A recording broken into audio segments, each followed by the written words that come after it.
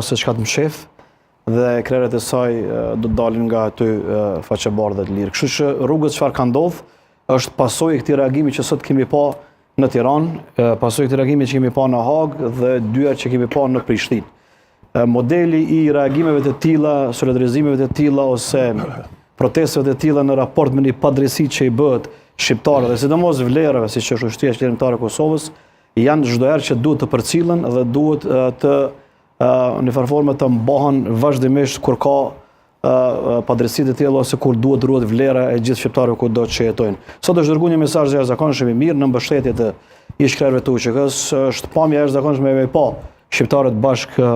në Tiranë dhe kësaj besoj që ky mesazh do të përcjellet mirë edhe te ata të cilët, edhe pse Arben na i dim që gjyqtarët drejtësia në farforme nuk është që merr përbazë ose ndikohet nga reagimet e tilla, por krijohet një sentiment, sepse tek e fundit gjykatat kërkojnë një legitimitet për vendimin që e marrin. Pra, si t'i lirojnë ose si dënojnë, ata dëshirojnë legitimitetin e popullit Kosovës në raport me vendimin që e marrin, sepse ata thirrën në emër të popullit dhe ata punojnë me ligjet, më thënë, të Kosovës. Kështu që mesazhi sot ka qenë me vend, është dërguar besoj aty që duhet dhe protesta ka qenë jashtëzakonisht e suksesshme. Si ke pak për plasjet Rama Kurti? Thash edhe mbram, unë besoj që Rama ka rënë në kurthin e Albin Kurtit në atë reagim, sepse politikisht, përsëris, Albin Kurti s'mund të më ofrojë të thonë i vogël e Ramës në raport me fuqinë e tij politike.